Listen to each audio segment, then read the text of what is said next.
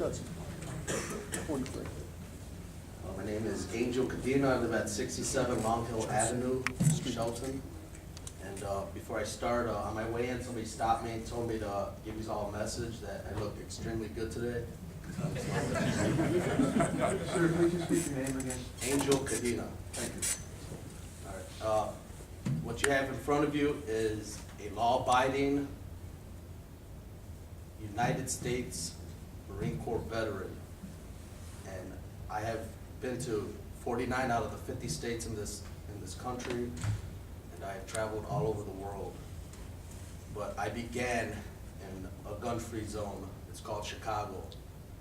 And ironically enough, it started just like this here, where they're saying they're just gonna, put it, in a yard, in the parks, and in public places. And the next thing you know, it encompassed the whole city. And I'm not here to talk to you about the statistics, what you've heard before, and what you're gonna keep hearing over and over again about how many people are dying, and I'm not gonna tell you about my personal stories of having to dodge bullets. I did all that on Saturday.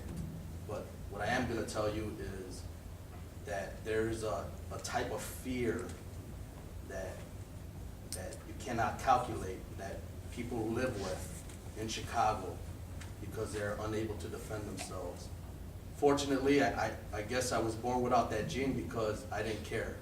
I went where I wanted to go, and I got out and I got to see the world. But every time I go back, I see the exact same people doing the exact same thing, and they're in this world. They have this burden on them, and this fear is something that you cannot calculate, and you cannot predict what the laws that you pass. And I'm telling you now that it is a slippery slope. Once you take one law, you take more, and it pains me because I see where Connecticut's going to end up, and I'm going to do everything in my power to stop it because I feel that's the reason I ended up here, and that's all I have to say tonight. Thank you for your comments. Okay, the guy in the back.